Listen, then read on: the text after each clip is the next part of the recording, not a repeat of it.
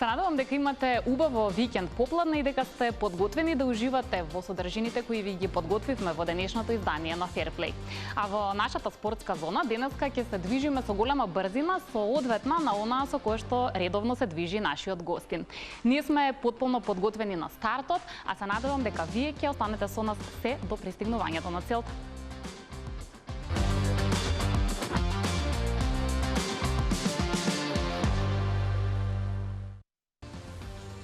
Мојот денешен гостин досега два пати во неговата кариера успеа да се искачи на европскиот автомобилистички трон. И тоа што тој го живее неговиот живот во полна брзина не го засега само него, туку и сите оние кои што се дел од неговото потесно обкружување. Денеска и ние ќе можеме да бидеме дел од таа негова приказна. Ви ја представувам сета онаа богата досегашна кариера и животен пат на Игор Стефановски Иџе.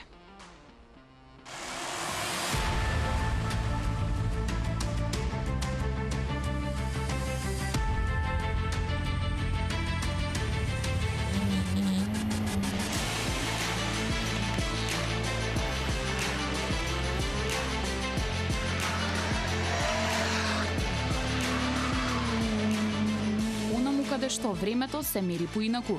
Секундите и стотинките траат цела вечност, местото каде што движечка сила е адреналинот, а октаните во текот на трката растат подеднакво со храброста и желбата на целта да се стигне прв.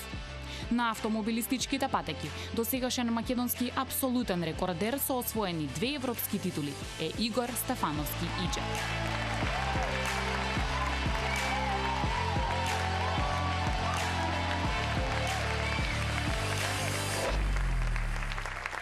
Како и секое дете кое го сака брзото возење, Иџе, поддржан од семејството со кое живее и расте во Скопје, а најмногу од неговата мајка. Својата брзинска приказна ја стартува на картинг патеките.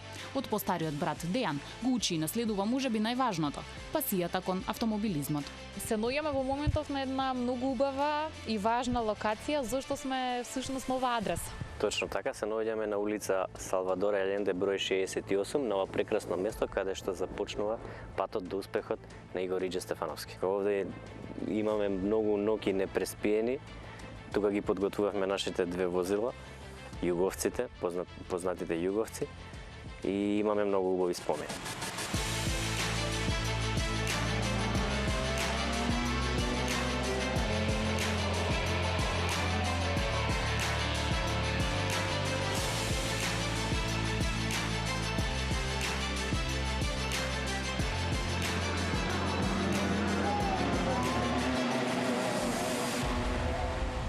Се знаеме многу одамна, мислам од основна школа, во иста школа, во иста генерација сме, од кога знам практично за себе, знам и за него. Ние потекнуваме од место, од област во Скопје каде што се корените на автомобилизмот во државата. Едноставно имаше ситуации кога повеќе бевме на патеката, кога во моментите кога имаше трки, тоа зборувам како деца, отколку наместо да бидеме во училишни клуб.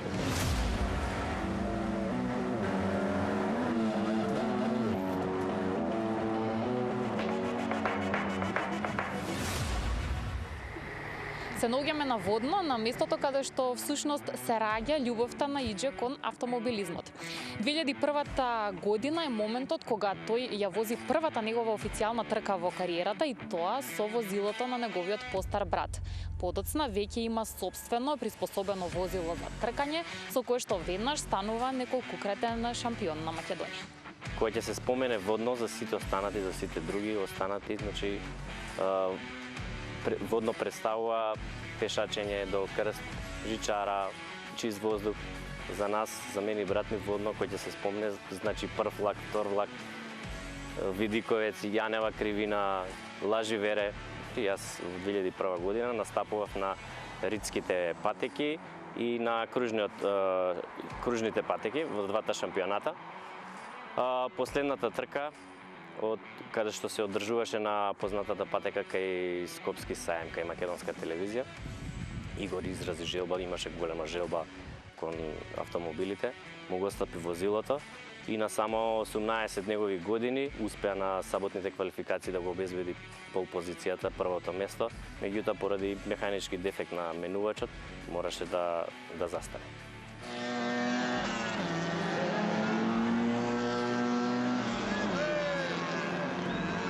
Следната сезона секој од браќата вози сопствен тркачки автомобил и стануваат директни конкуренти во класата Југо.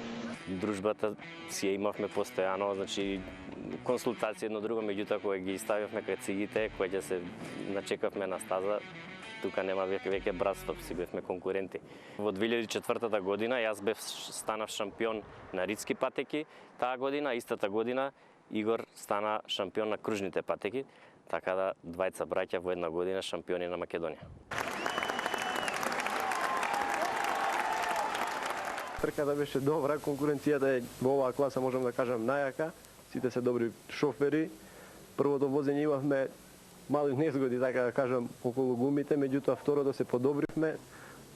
Помошта на Тихомир Матевски, Дејан Стефановски, мојот брат, ми беше добро дојдена, така да освоивме добро време и првото место. Како дел од македонскиот шампионат се возеше и трката се возеа неколку трки во Крушево, од кои едната се одржуваше во едни услови исклучително дужливо време и дури во текот на трката се направи уште по едно страшно невреме. Скоро немаше публика, мислам, немаше која будала да биде на трка, освен ја бев сам на откривините там. Се направуваше со класа во иста дивизија на возила, каде што се направуваат многу посилни возила, возила од неколку класи посилни и поподготвени возила од неговото. И како почна да се интензивира дождот, почна да ги стига, нив, за во еден момент да ги премине. За прекрајот на трката, како условите почнува да стануваат се полоши и полоши, односно дождот се појаки во тоа невреме, да ги заобиколи за цел круг. Последните неколку кругови, да ме види во публика дека сам седам на дождот и како поминуваше на тие пред да влезе во кривината каде што јас стоев, да успева и да ми блендира. Има слика од него како ја прославува таа победа, значи излезен, се гледа дождот во целиот контекст, излезен го врти почасен круг надвор од возилото, цел излезен вака со. Логично, последните неколку години Иџе напредува, менува неколку модели на тркачки возила и бележи успешни настапи на регионални надпреварувања со се посериозна конкуренција. Најбрзиот македонец ја има таа среќа да пронајде искрена љубов и поддршка уште на стартот од неговата кариера, пред да постојат и најмали предпоставки дека еден ден ќе го освои европскиот автомобилистички трон. Се запознавме, значи далечна, за мене е далечна, 99-та година, во средно училиште, 3-та година. Така се запознавме прв пат и можеби ќе звучи клише, но стварно беше љубов на прв поглед. Има неколку карактеристики на кои што навистина му се восхитувам. Тоа е скромноста, храброста и позитивноста. Имало моменти кога сакал да се откаже, нели, заради некои XX причини, меѓутоа секогаш сум била тука како поддршка, без разлика, нели, на ризикот кој што го носи овој спорт. А поддршка имал, дури и да вози трка на денот на нивната свадба. Да ти кажам, немав искрено проблем со тоа, додека сите ние, нели, се спремавме за церемонијава, он возеше трка и најинтересно е што направи и рекорд на стаза, возеше на патеката на водно. На таа трка само се сеќавам дека од организаторот доби специјална поволност или исклучок да настапи прв. Не беше обврзан да оди на прогласување тие работи, но да заврши со настапот, додека другите се напреварува, он си отиде од другата страна на водно и да заврши свадбата. Во животот на еден спортист кој има неверојатен инстинкт и не чувствува страф од големиот ризик кој го носи воланот. Единствена опција за најблиските е ваквата ситуација да ја прифатат, зашто Иџе и самиот признава дека не е нималку лесна задача и дека тој не би можел да биде во нивна кожа. Посебно не, кога нештата на патеката целосно излегуваат од контрола.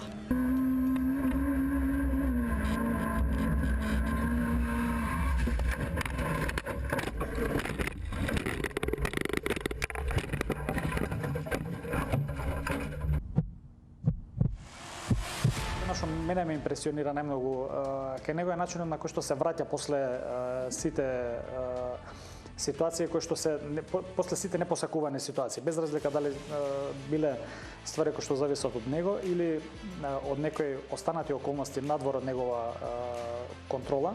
Во 2012 година тимот на Иџе прави големи, особено финансиски напори за новото Mitsubishi возило во поглед на најдобро можно негово оспособување за сериозни настапи во надпреварувањата од Централно-европската зона. Следуваат најуспешните шампионските сезони во кои тој се стекна со епитетот летечкиот македонец. Игор Стефановски Иџе успеа да им ги помати сметките на фаворитите во европскиот шампионат тркачите од Италија, Словенија, Чешка, за кои не беше воопшто лесно да се помират, дека од Македонија, мала земја, без сериозна традиција во автомобилизмот и без финансиска моќ, доаѓа човекот кој прикажа сјајни настапи и победнички возења, постави десетина рекорди и се запиша како единствен надпреварувач со таква доминација. 2014 и 2015 се најсјајните сезони на Иџе, во кои стана првиот и единствен македонец кој освоил европска титула во еден од најтешките и најскапи спортови на ридско-брзинскиот шампионат. Igor Stefanovski, czyli umocnił się na miejscu lidera. Не е лесно, затоа што еве да речеме кога го возеше европскиот шампионат на ридски патеки, се случуваше да не биде присутен дома по месец и пол-два, затоа што нашиве дечиња беа мали, јас бев сама во такви моменти, имав помош од сите нели околу, меѓутоа сепак како сопруг нели ти фали. По двете безпрекорни сезони на ридските патеки следува можеби најтешката во кариерата на Иџе. Во 2016-та тој одлучува да ги стави на тест своите перформанси на кружните патеки во Европа во ЕТЦЦ шампионатот, настапувајќи за словеничкиот тим Lema Racing. Проблемите со возилото влијаат на неговата самодоверба и предизвикуваат сомнеж дали припаѓа на елитното автомобилистичко друштво. По излетувањето од патеката на Имола на опасната Тамбурела пред крајот на сезоната, Иџе решава да ја прекине соработката со овој тим и самиот целосно ги покрива финансиските трошоци предизвикани од штетата на возилото. Мислам дека ми застана срцето. Тука беа со мене и нашите деца, машково поголемово дете, избега во свој почна да плачи, така беше стресно се додека не видов дека излезе од кола, дека е жив и здрав и тоа ми беше најбитно. И денес кога вози и не дај Боже да се случи, знаеш, најбитно ми е да го видам дека излегува жив и здрав. Сепак сезоната 2016 има среќен крај. Иџе одбива да се предаде и ја вози последната трка со автомобилот на Младен Лаушиќ за тимот на Лейн. Тогаш успева да обезбеди четврто стартно место на квалификациите за следниот ден, да се запише како победник на легендарната патека Имола. А овој настап му носи самодоверба, волја за идните предизвици и уште еден вистински пријател плюс во животот, со идеја која целосно ќе го промени неговото функционирање во иднина. И јас бев фрапиран кога го видов пред да влегува во колата, сите возачи имаат електронска комуникација со клубовите. Овој го гледам, му лепат слушалици, со Ханзапласти го лепеа, и викам, што е работа? Вика, па ова ми е од телефонот, слушалиците со телефон, некако не знам, све мислиш дека е 15 век. Викам, што е работа, бев многу зачуден. Влезе он и имав среќа на таа прва трка, он победи. И викам, шефе, ти овакви услови можеш да победиш, значи ние мора да се потрудиме да направиме услови подобри, значи тогаш ќе бидеш па ептен добар. Новиот македонски тим оттогаш се соочува со сите тркачки предизвици во годините што следуваат. Кружните надпреварувања предизвикуваат уште поголеми тешкоти бидејќи оштетувањата и промените на возилата подразбираат енормно големи финансиски трошоци. Кога ти направи некој лош резултат, да речеме, е нерасположен, меѓутоа мислам дека не е толку нерасположен заради себе, него заради тоа што не ги остварил очекувањата на другите. Во последните 2 сезони, нашиот најдобар автомобилист се надпреварува во италијанскиот шампионат со поддршка од италијански тим. Игор слуша, знае да падне и во расположение, и во сите други облици на психолошки кризи, каква што имавме лани пред одиме на Валелунга, да речеме. Меѓутоа, јас бев упорен, настојував да одиме и се вративме со прва трка освоено прво место, втора трка освоено второ место, победивме. На најбрзиот македонец му предстојат уште нови тркачки предизвици. Прашањето за кое во овој момент се уште нема одговор е: кој тип на надпреварувања ќе бидат негов следен избор и постојат ли реални шанси за освојување на нови големи титули? Јас никогаш не сум се посомневала во неговата способност за возење и во талентот што го има. Може да покаже уште повеќе од тоа што го покажал до сега.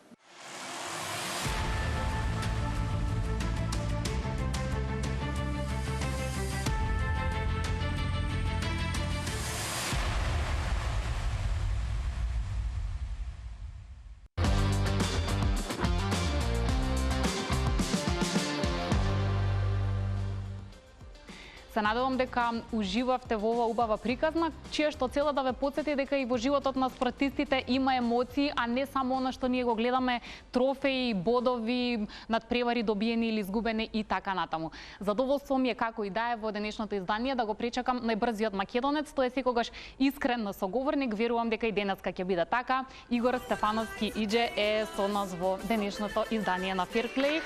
Иџе, добре дојде. Смеси се удобно и ти благодарам што ја прифати поканата да бидеш мој гостин. Кога доаѓаше навака, брзаше или возиш според прописи? Не, апсолутно возам според прописи. Пред се да ти кажам дека ми е чест и задоволство да видам твој гостин во оваа емисија. Се надевам да ќе подискутираме за убави работи. Да, спортот е убава тема, секогаш знае да не мотивира сите, без разлика дали сме спортисти или не. Тебе ќе те прашам што се случува во периодов на поле на твојата кариера. Ја пропушти последната трка, така? Да. Во спротивно ќе видеа нашите гледачи на Телма. Зошто се случи тоа?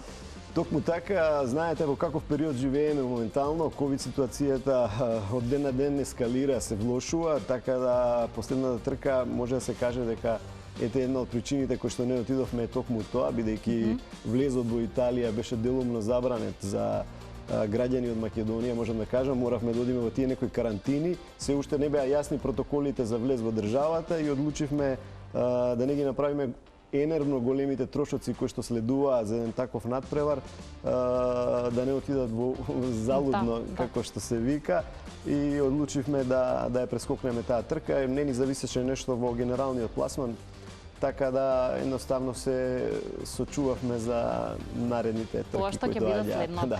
Нормално и за тоа ќе те прашам, во моментов твоето возило не е во Македонија, се уште е таму, но знаеш ли што сега што ќе се случува во следната сезона?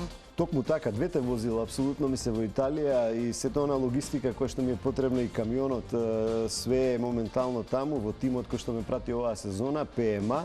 Луѓето се исклучително професионалци, се грижат за автомобилите онака како што треба. Во сигурни раце се надевам дека ќе имаме некои интересни новитети за наредната година. Возилата се ставени на продаж во моментот, има заинтересирани луѓе, но сепак ќе причекаме да видиме во која насока ќе се движиме и кој ќе биде следниот нов автомобил. Различно е многу кога човек се надпреварува на ридско-брзински и овие кои што ти ги имаше нели во последните сезони надпреварувања, различно во поглед на финансиите. Ќе биде ли можеби тоа пресудно што ќе одбереш во иднина или твојата желба за каков тип на трки ти сакаш да возиш? Пред се би кажал желбата, некако се пронаоѓам во тие брдски трки, некако мислам дека таму припаѓам. Иако кремот и сето она што доаѓа гламурот во кружните надпревари, бидејќи секако повеќе траат и се проследени со директни преноси, така апсолутно да. Но и повеќе чина. Но ќе видиме, правиме напори со мојот тим, можеби да присуствуваме на двете надпреварувања паралелно, можеби да се насочиме во едниот шампионат комплетно, целосно да го извозиме, во другиот да отидеме делумно на некои трки. Све зависи како ќе бидеме спремни финансиски. Најголем дел зависи од финансиите, што е до мене, ја би учествувал на сите надпревари, апсолутно и на кружните и на ридските. Имам енергија, имам и мотив, така да ќе видиме како ќе се одвиваат работите. Да, значи во овој момент не може да дознаеме што ќе се случи во следната сезона, но кога ќе има нешто интересно, се надевам ќе можеме и таму со тебе да бидеме, посакувам здравие до тогаш. Сега малку да ми раскажеш за твојата прва трка, затоа што брат ти сподели дека ти всушност за да не можеше да ја завршиш заради механички проблеми. Што се случи, кажи ми? Емоции некако многу кои ќе ги видам тие снимки од водно, од сето она што ме обкружува мене како детство, ме потсеќа на моето детство. Секако првата трка е нешто најзначајно во мојата кариера. Не можам да заборавам ни детал од она што се случуваше тогаш, апсолутно паметам све. Знаете како е да бидете прв пат да влезете во тркачки автомобил и да освоите пол позиција во тогашни 28, мислам, надпреварувачи најдобри во Македонија, кои што се беа исклучително добри возачи, стварно респект за сите нив, и некако бев збунет со многу емоции, не знаев што да правам, не знаев како да стартувам на самата трка. Се сеќавам дека на стартот никој не ми кажа дека кога ќе се изгасат црвените сијалички треба да трнам, чекав зелено светло да се упали, апсолутно што ете кикс во тие моменти, но ме радува што до пола трка мислам дека бев втори или трет на позиција. Издржав, меѓутоа беше пресудно да се откажам од трката бидејќи имав механички дефект со менувачот на автомобилот. Да, но бев пресреќен, верувајте. Чувствата на таа трка, збунетост, адреналин, ми дадоа стварно голем мотив за наредната сезона да влезам апсолутно професионално во трките. Да, понатаму видовме, слушнавме што се случуваше. Сакам да прашам малку и за целата таа логистика од како почна да се надпреваруваш надвор од Македонија. На почетокот твојот тим беше доста мал. Доаѓа само оние кои што се најголеми поддржувачи, кои што го правеа тоа од љубов, нели? Коста таму ни сподели за некој момент каде што вие сте тргнале на пат на одредена трка и ти си им кажал на останатите во твојот тим: слушајте, ако освоиме некоја од наградите и ако земеме пари, ќе се вратиме дома.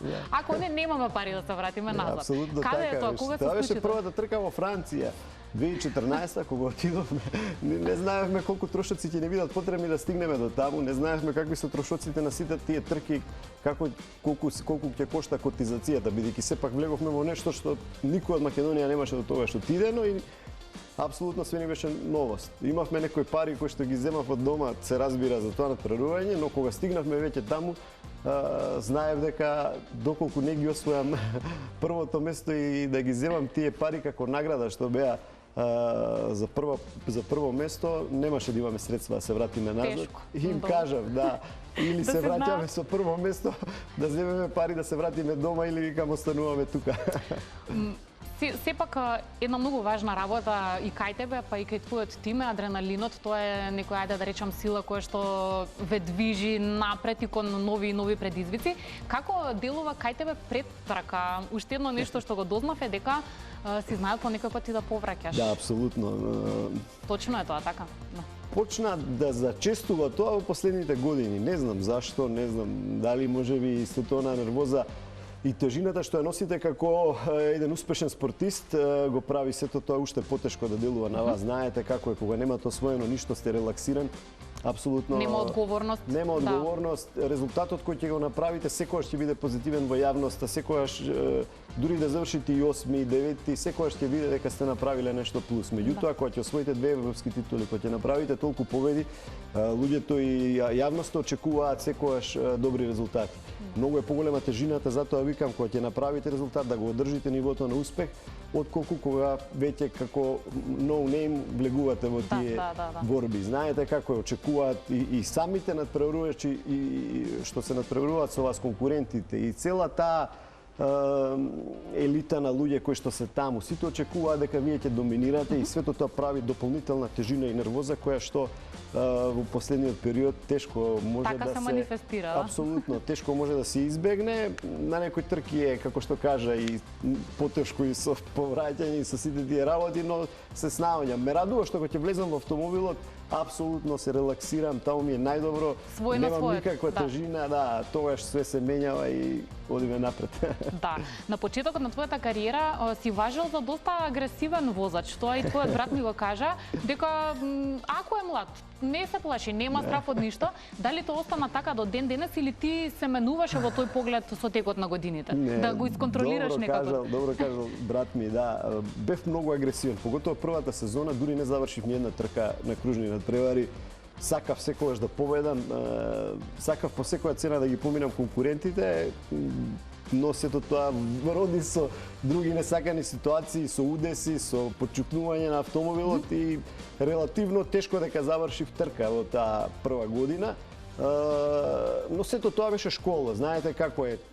Го имате оној адреналин, имате онаа борбеност, треба уште искуството да дојде да се најде некоја средина.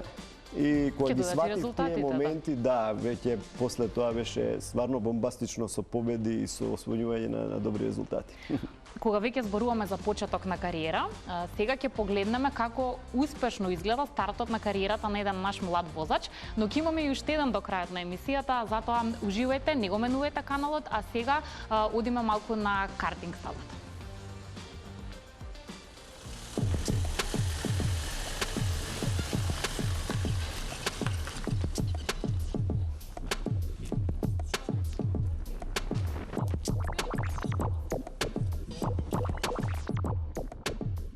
Како изгледа да ја сакате големата брзина, да не ви пречи бучавата што ја произведуваат моторите, да го држите цврсто воланот и кога асфалтот е врел и кога гумите се лизгаат на мократа патека.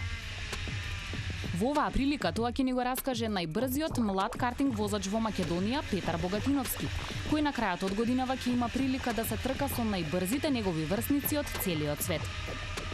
Благодарение на успешните настапи сезонава во Ротакс шампионатот од Централно-европската зона, Петар како прворангиран ќе ги одмери силите со шампионите во минимакс класата до 13 години во периодот од 11 до 18 декември. Картингот мора некако да дојде до патеките. Објасни ми сега што се имаме тука. Значи во приколката прво таму ни стојат сите потребни работи за картингот и картингот. Во комбето, значи таму тој со него одиме по трките и исто така таму спијам бидејќи имам кревет. Сега само кратко ќе влеземе да видиме всушност каде одмараш, а потоа одиме на патека, важи? Важи. Ајде. Ова е за храна, место.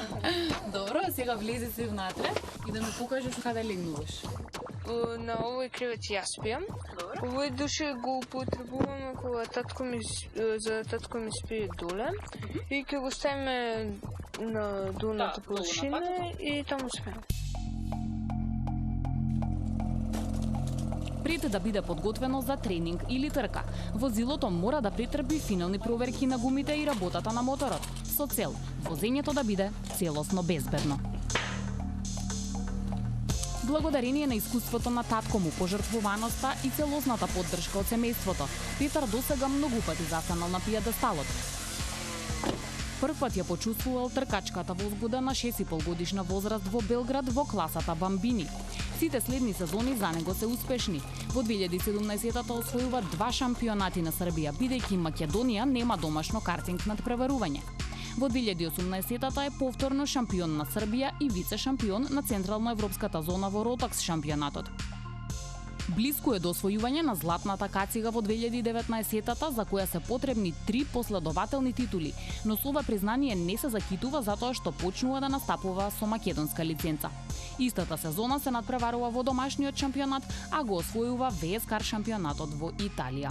Иве сме на картинг стазата, каде што вообичаено возачите доаѓаат подготвени, но во оваа прилика нас Петар ќе ни објасни што му е потребно и каква опрема мора да носи за да му биде дозволено соодветно и да се надпреварува. Петар, костимот го гледаме веќе и патиките, сега кажи ми што друго од опрема мораш на себе да носиш? Следното е бенџо, тоа е штитник за ребрата и тоа се обликува кај ребрата. Потоа следно е подкапата, таа ја штити голем дел од главата и го облакаме комбинезонот. Сега, уште еден штитник за вратот. Тоа се става околу врат. И финално кацига мора, нели да си има? Има и нешто и друго. Ракавиците зошто мора да се носат? Ти помагаат за возењето, да не се лизга воланот или? Воланот да не се лизга и доколку има нешто на патеката може да не удри во рацете, исто тоа ќе го заштити.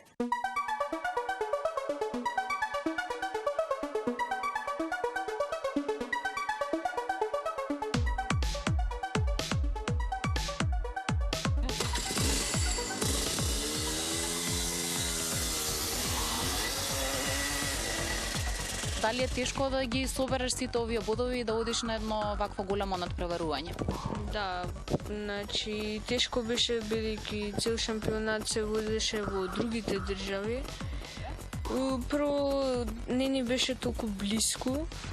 Значи не можевме на пример да отидеме да тренираме овој викенд, а следната трка е следниот викенд.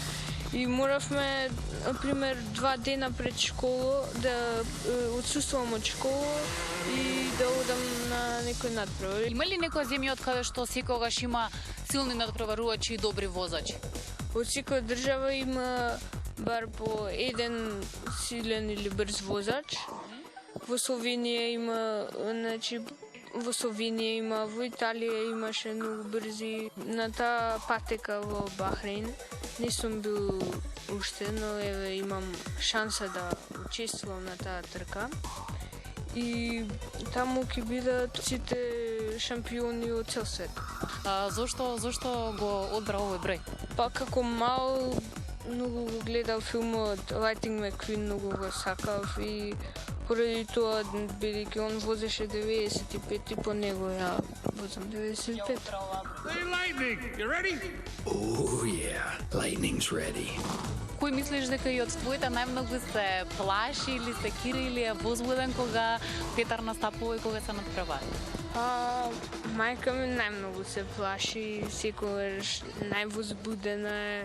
Дури на некои снимки не се слушаат картинзите, моторите, туку повеќе она се слуша како вика.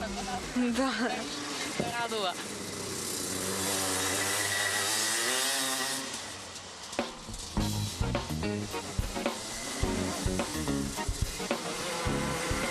Кога е сува патеката и кога има дожд, кога е мокро, колку се разликува твојата тактика, начинот на возење, ризиците, малку објасни ми што е различно. На сува патека не е толку ризично, бидејќи сепак многу е постабилен картингот и мали шанси има да излеташ од патеката, но на дожд мора и порано да се закочи и многу лизга картингот, не е стабилен така како што е на сува. Не е многу потешко, ја го сакам дождот повеќе од сува. Јас не сум уште возач, немам ни возачка дозвола. Мислиш дека, еве, например, прв пат кога ќе седнам да пробам да возам, би ми било тешко да го придвижам картингот? Па, картингот не е толку тежок за возење, но некои може да се плашат од брзото возење. Но ако вие седнете, верувам дека би биле добре, да. Колку најбрзо до сега си возел? Најбрзо 105 на час.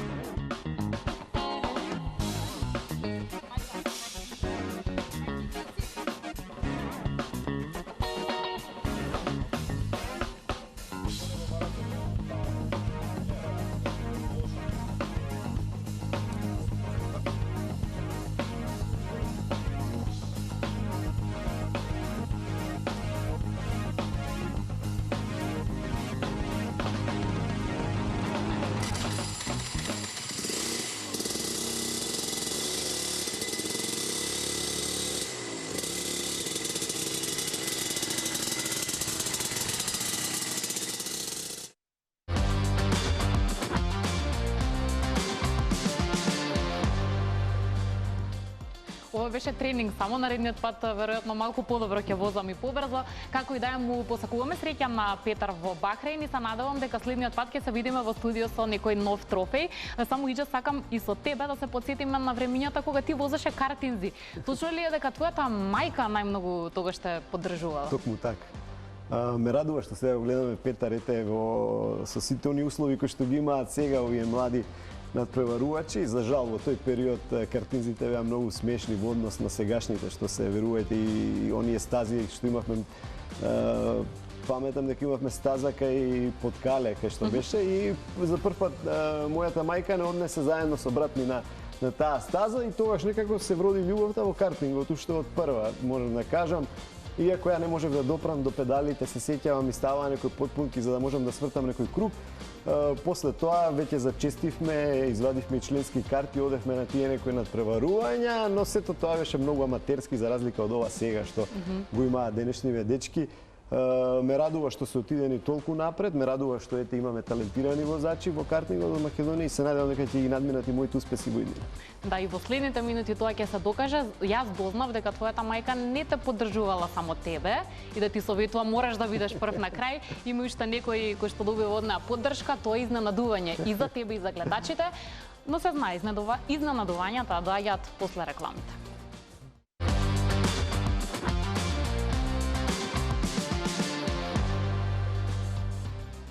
Вие го следите новото издание на Fairplay и наш денешен гостин е најбрзиот македонец Игор Стефановски Иџе, но имам да ви кажам една интересна вест дека минатиот викенд во Кюстендил се одржа Балкански куп, каде што наш надпреварувач го освои второто место во картинг надпреварување. Името на ова дете е Стефан Стефановски, има таа среќа му биде внук на Игор Стефановски Иџе. Па ни доаѓа специјално дотеран. Здраво, Стефан, како си? Стири си таму Иџе? Добре дојде. Ќе извадиш касигата да те видиме? Да. Имаш многу убаво дело. Ти честитам. За тоа што си поминал убаво во Бугарија, раскажи ми ајде сега како беше таму на трка. Па беше многу добро. Добро беше? Да. Имаше многу конкуренција силна? Да. Имаше? Да. Ама ти освои второ место. Да. За малце прво. За малце прво. Добро, следниот пат ќе биде и прво. Кажи ми дали е тешко да се биде брз, да се биде најбрз, да се вози картинг или не е толку многу тешко? Тешко е. Тешко е? Да. Ти имаш среќа да можеш да добиваш совети и од твојот татко, и од твојот чичко. Кој е построг од нив двајцата? Тато. Тато ти е построг? Добро, ама сигурно ти кажува и некои добри финти за да може да бидеш побрз, да? Ти кажува? Да, ми кажува. Кажи ми, дали ти е тебе страв кога се надпреварува Иџе, а ти мораш тоа да го гледаш, бидејќи е ризично. Се плашиш? Не, страв, ама секојаш верувам во него, така ќе победи. Веруваш во него? Иџе, кажи ни сега обратно, дали ти е страв кога го гледаш него, а и твојот син кога возеше? Верувајте дека чувствата се многу тешки, да ги гледате своите најмили и оние што ги сакате највеќе да бидат на едно такво надпреварување.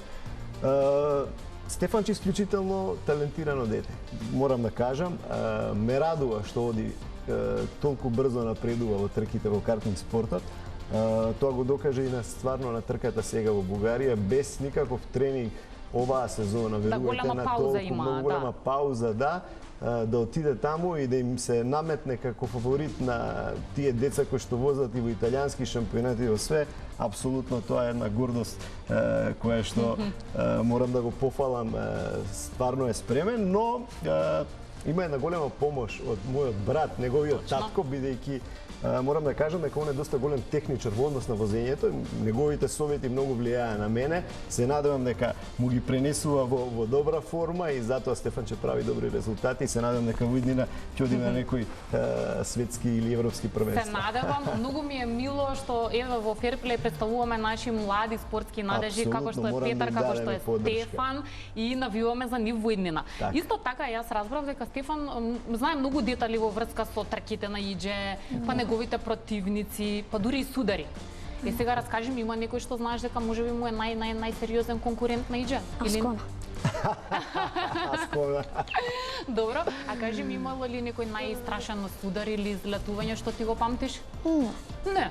Не ти се гледаат толку многу страшни. Толку, сите се слични. Важно е да нема излетувањето, па да, во право си. Сакам да замолам во режијата да погледнеме тука на видеобимот една фотографија на која што се Иџе, Стефан и синот на Иџе. Сакам да прокоментираме чисто што е ова? Тука се кројат некои тактики, стратегии, што објаснува Иџе, памтите ли? Кога е ова направено? Гледам дека на телефонот има нешто како патек. Така, направено е на картинг, на тренинг отидени на картинг стазата во Бугарија, така беше.